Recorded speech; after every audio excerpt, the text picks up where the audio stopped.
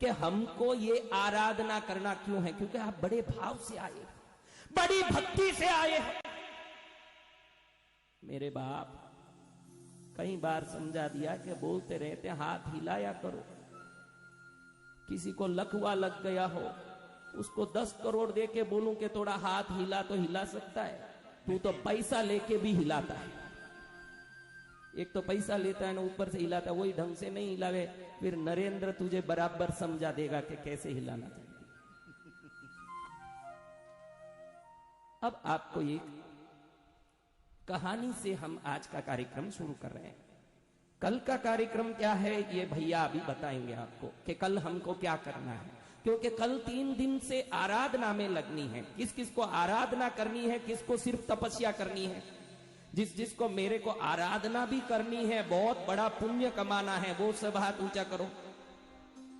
जिसको खाली भूखा मरना है, जो झोपड़ियों में भूखे मरते हैं, जो गलियों में भूखे मरते हैं, ऐसे खाली हमको भूखा ही मरना है 3 दिन, वो सब हाथ ऊंचा करो। क्योंकि हमारे जैन धर्म की तपस्या सिर्फ भूखे मरने की तपस्या नहीं है।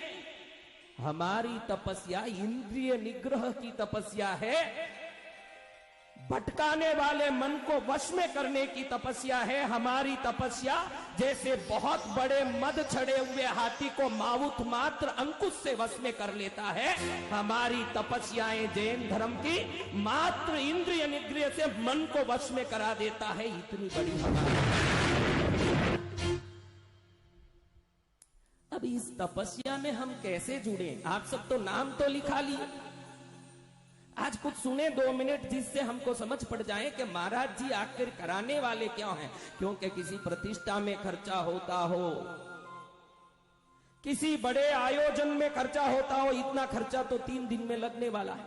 अब खाली क्या पैसे को बहाना है कि भक्ति को भी बहाना है? आप बताओ बहनों, खाली पैसे बहा दे? पैसे संसार में भी बहते हैं। ये गुलाल आपके शादियों में भी उड़ती है, ये गुलाल मंदिर में प्रभु के दरबार में उड़ता है। आपका गुलाल आपको पाप की ओर ले जाता है और मंदिर का रंग आप में भक्ति का रंग चढ़ा देता है। इतना बड़ा फर्क है।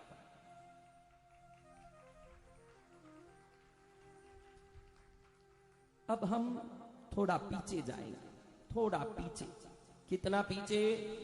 जितना पीछे हम युग युगांतर को जाने नहीं, उतना पीछे। हमारे पहले तीर्थंकर कौन है बताओ? जोर से बोलो। आजकल एक विडंबना है भाई, ये टीवी चैनल जितने भी देख रहे हो घर में बैठ के करोड़ों लोग, उनका बदल गया। पत्नियों को अपने पति का नाम जोर से बोलने में अब कोई शर्म नहीं रहा, भगवान का नाम बोलने में शर्म आ रहा। एक बहन खड़ी थी, मैंने सोचा कि ये किसको बुला रही है, क्योंकि वो जोर से ए सुरेश अटियावे नहीं रे, ए सुरेश अटियावे नहीं रे कर रही थी। मैं सोचा बच्चे को या पोते को बुला रही हूं, फिर मालूम पड़ा कि उसका पति आया थैला लेके। ये किसको बुला रही है? जमाना क्या हो गया है बहनों, क्या हो गया? तो आप ही एक बार जोर से नाम बोल दो, ताकि पीपल गांव में ये साबित कर दो कि हमारे यहाँ जमाना नहीं बिगड़ा साहेब जी, हमारा जमाना तो धर्म में रख। बार जोर से बोल दो, ऋषभ देव भगवान की।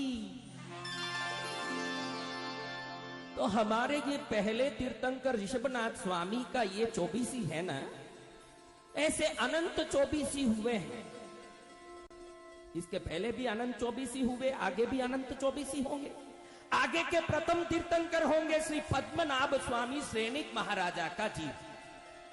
लेकिन पिछली 24 में मैं आपको लेके चल रहा हूं। ये जो 24 को हमने देखा, अपने 24 में कौन कौन है बताओ? कितने तीर्थंकर हैं? एक दिन के कितने घंटे होते हैं? हर घंटे में प्रभु को याद करना चाहिए, इसीलिए 24 तीर्थंकर है। कोई घंटा ऐसा नहीं कि प्रभु को भूल जाओ, इसलिए 24 तीर्थंकर है। अब इन 24 को कैसे याद करें, उसके पहले के तीर्थंकरों को कैसे याद करें? आपने बताया कि हमारे प्रथम तीर्थंकर कौन है, बताओ? ऋषभ अजित संभव अभिनंदन सुपाश चंद्र प्रभो, सुपाश चंद्र प्रभो, जिन 24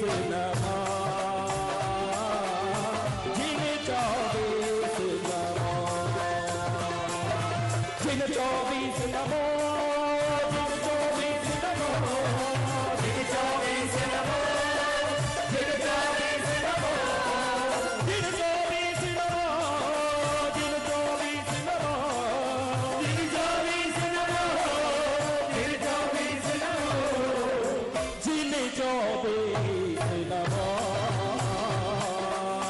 जिन 24 नमो। बाबा दानी बादानी सगाना बादा बाबा दानी बादानी सगा बादानी दानी बादा बादानी सगा बादानी बादा दानी बादानी सगानी दानी दानी दानी दानी जिन 24 जिन 24 नमो।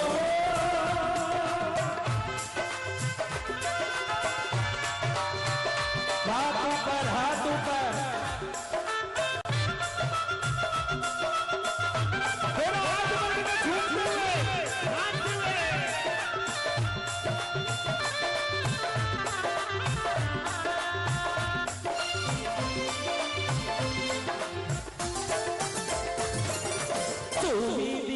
प्रभु श्रेयांश बासु विमल जिन में सुविधि शीतल प्रभु श्रेयांश बासु विमल जिन अंतर अनंत धर्म शांति अनंत धर्म शांति नादिर दिन धीरन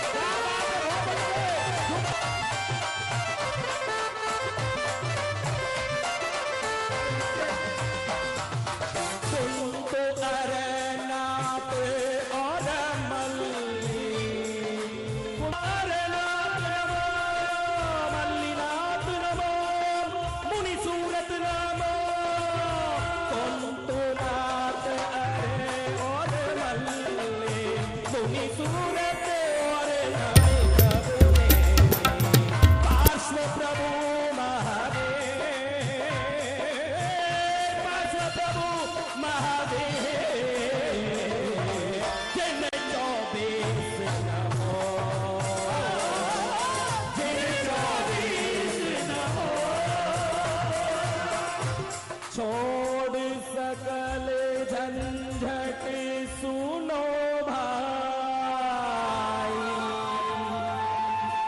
अरिहंत नाम सदा सुखदाई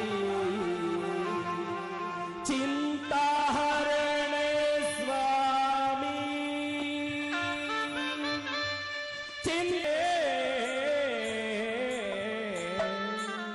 जिन 24 नमो, जिन 24 नमो। धुम ताना ना ना ना ना ना दुना दुना धाना धुम ताना ना ना ना ना ना नदी रे ना धुम ताना ना ना ना ना नदी रे ना धुम ताना धुम ताना धुम ताना जिन 24 नमो, जिन 24 नमो।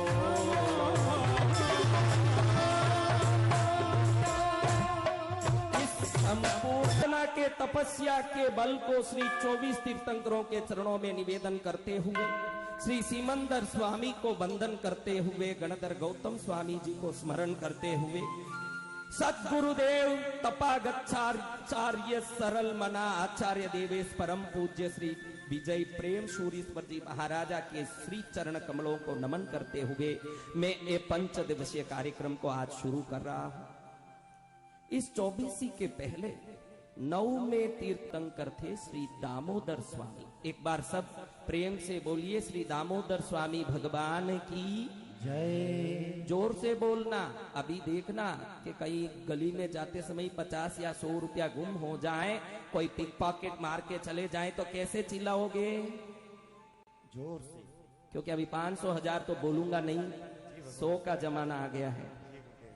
तब 100 रुपया गुम जाए, नया 2000 का नोट गुम जाए तो कैसे आवाज करोगे? क्या अपने प्रभु कम में क्या? बोलो दामोदर स्वामी भगवान की जय।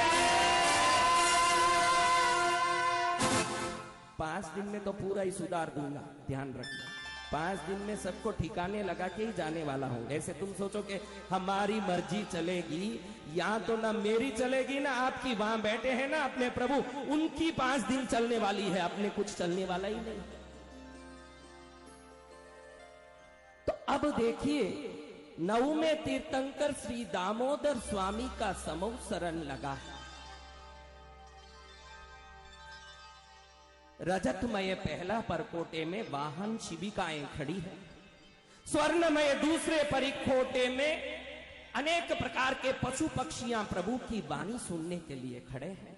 तीसरे रत्नमय परखोटे में स्वयं शक्रेंद्र, चमरेंद्र, व्यंतरेंद्र, असुरेंद्र, पातालेंद्र, नागेंद्र, धरणेंद्र, किन्नरेंद्र, गरुड़ेंद्र आदि समस्त 64 इंद्र अपने अपने असंख्यात इंद्राणियों के साथ स्वामी संसार की असारता, संयम की सारता, धर्म की विशेषता, कल्याण भावना से मिलने वाले पुण्यता के बारे में प्रभु समझा रहे हैं।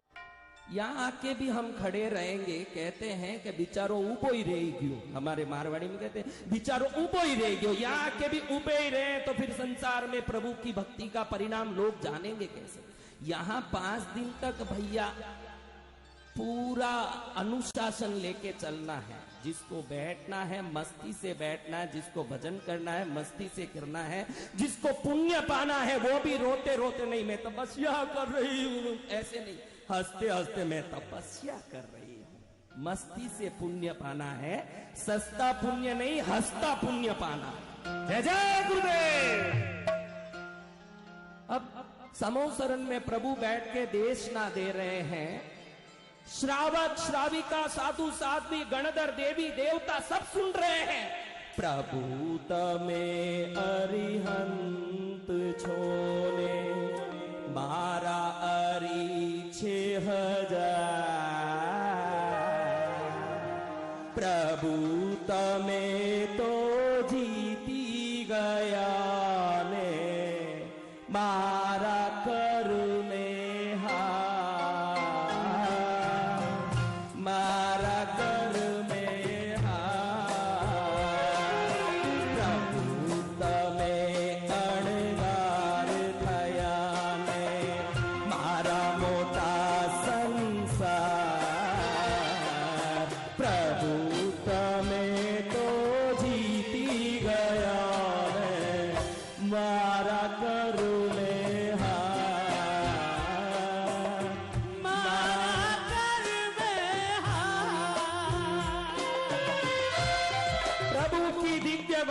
सुनते सुनते वहां बैठे हुए एक श्रावक के मन में आया कि प्रभु तो पिछली बातें भी बता रहे हैं, वर्तमान की बातें भी बता रहे हैं, आगे क्या होगा ये भी बता रहे हैं। सर्वज्ञ सर्वदर्शी सर्व कल्याणी नमोस्तुते शरण दयानम जीवय दयानम बोहि दयानम नमोस्तुते।